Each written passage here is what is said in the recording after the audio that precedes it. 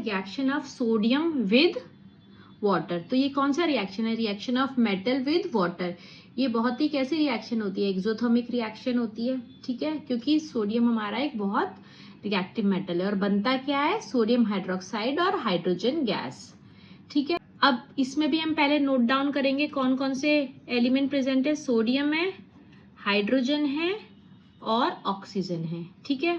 Reactant में sodium के कितने एटम है? 1, हाइड्रोजन का 2, ऑक्सीजन का 1, ठीक है।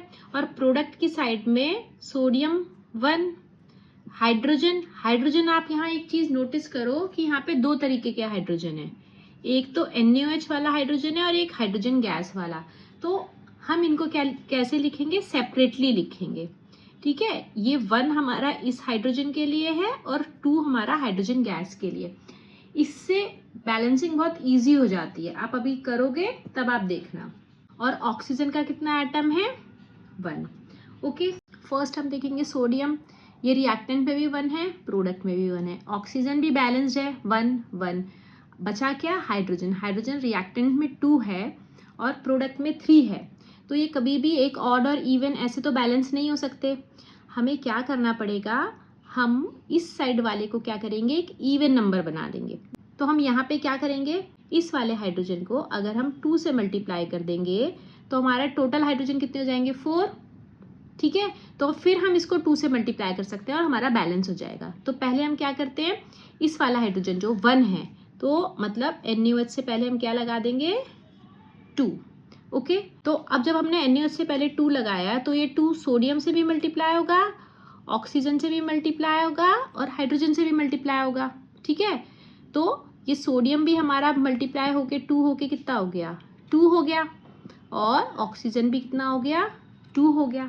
अब वापस चेक करो, सोडियम 1 है रिएक्टेंट में, प्रोडक्ट में 2 है, तो हमें क्या करना पड़ेगा? इसे सोडियम को 2 से मल्टीप्लाई करेंगे तो यहाँ क्या आ जाएगा? 2 आ जाएगा। अब वापस चेक करो, रिएक्टेंट में सोडियम 2 है, प्रोडक्ट में भी 2 है। सेकंड क्या चेक करेंगे? ऑक्सीजन चेक करेंगे ना।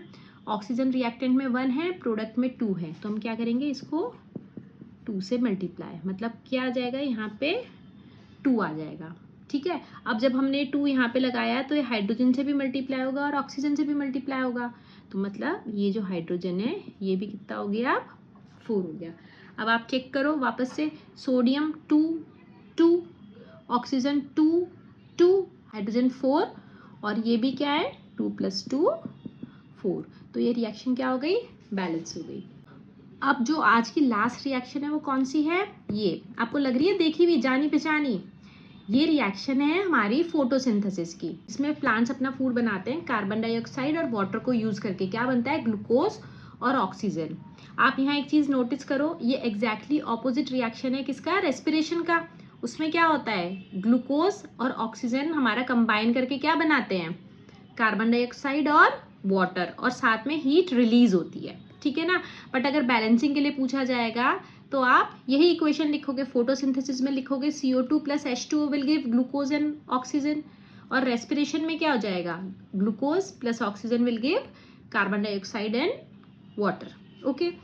अब हम इस रिएक्शन को भी बैलेंस करते हैं। देखो, कार्बन है, ठीक है, ऑक्सीजन है और हाइड्रोजन है।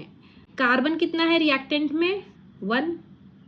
ऑक्सीजन कितना है? 2 तरीके की ऑक्सीजन है, एक तो CO2 वाली ऑक्सीजन है और एक वाटर वाली। इन दोनों को आप अलग लिखो, उससे मल्टीप्लिकेशन में क्या होता है? इजी होता है। और हाइड्रोजन कितने हैं? 2 है। अब प्रोडक्ट में देखो, कार्बन कितने हैं? 6 हैं। हाइड्रोजन कितने हैं? 12 हैं। ऑक्सीजन कितने हैं? ग्लूकोज वाले 6 हैं और O2 वाले हमारे 2 हैं, ठीक है। अब आओ इसको बैलेंस करते हैं। ये देखने में बहुत टफ लगता है मगर बहुत ही इजी है, ठीक है। अब देखो, सबसे पहले क्या बैलेंस करते हैं? मेटल वो है नहीं तो नॉन मेटल बैलेंस करेंगे। वो क्या है? कार्बन। रिएक्टेंट में कितना है? 1 है, प्रोडक्ट में 6 है, तो मल्टीप्लाई बाय 6 हुआ, मतलब हम CO2 से पहले 6 लगा देंगे।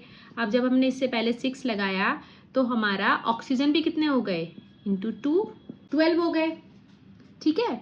अब वापस से चेक करो, कार्बन 6 है दोनों साइड में, ठीक है। ऑक्सीजन, हमारे रिएक्टेंट में 12 + 1 13 है और प्रोडक्ट में 6 + 2 8 है। मगर पहले यहाँ पे ज़्यादा इजी है कि हम हाइड्रोजन बैलेंस कर लें, तो पहले हम यहाँ हाइड्रोजन बैलेंस करते हैं। रिएक्टेंट में हाइड्रोजन कितने हैं, 2 है, और प्रोडक्ट में हाइड्रोजन कितने हैं, 12 है। तो हम क्या करेंगे, इसको 6 से मल्टीप्लाई कर देंगे, मतलब यहाँ पे क्या आ जाएगा 6। जब हमने यहाँ 6 से मल्टीप्लाई करा तो क्या होगा, हाइड्रोजन तो 12 हो गए, मगर ये जो हमारा ऑक्सीजन है 1 वाला जो ऑक्सीजन है ये भी 6 से मल्टीप्लाई हुआ ना, तो ये क्या आ गया 6 हो गया। अब वापस चेक करो, कार्बन 6 6 दोनों साइड बैलेंस्ड है, हाइड्रोजन 12 12 दोनों साइड बैलेंस है। हमें बैलेंसिंग किसकी करनी है, अब ऑक्सीजन की। अब आप यहाँ पे देखो रिएक्टेंट में हमारे कितने ऑक्सीजन है, 18 है, 12 + 6 18 है। प्रोडक्ट में हमारे कितने ऑक्सीजन है, 6 + 2 8 है। हमें क्या बनाना है, इनको 18 बनाना है, ठीक है। तो देखो अब इस वाले अगर ऑक्सीजन को चेंज करते हैं ना, हम यहाँ कोई भी नंबर लगाएंगे तो ये सारे के सारे वापस से चेंज हो जाएंगे, कार्बन भी हाइड्रोजन भी।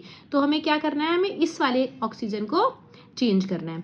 तो हमें क्या चाहिए, 12 + 6 चाहिए ना, 6 ये पहले से है, हमें इसे क्या बनाना है, 12 बनाना है। तो हम इसे किससे मल्टीप्लाई कर देंगे, 6 से, है ना, मतलब हम यहाँ क्या ले आएंगे 6।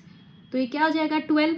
अब देखो बैलेंसिंग हुई, रिएक्टेंट में कार्बन 6 है, ऑक्सीजन कितने हैं, 12 + 6 18, 6 + 12 18, और हाइड्रोजन कितने हैं 12 12। तो ये रिएक्शन भी हमारा बैलेंस हो गया। तो होपफुली आपको ये बैलेंसिंग जो है समझ आई होगी। बेटा बैलेंसिंग में जब आपका अलग अलग रिएक्टेंट और प्रोडक्ट लिख के आपको बैलेंसिंग आ जाए ना, तब आप इक्वेशन में करिएगा। और बैलेंसिंग बहुत ईजी है, आप पहले मेटल करिए, नॉन मेटल करिए, ऑक्सीजन करिए, हाइड्रोजन अपने आप बैलेंस हो जाएगा। कहीं कहीं देखो एक आधा एक्सेप्शन हमेशा होता है, ठीक है। जैसे इस रिएक्शन में पहले हम हाइड्रोजन कर रहे हैं क्योंकि उससे ईजी हो जाता है रिएक्शन को बैलेंस करना। अगर आपको कोई कन्फ्यूजन हो, कोई कमेंट हो तो प्लीज़ बताइएगा। Thank you.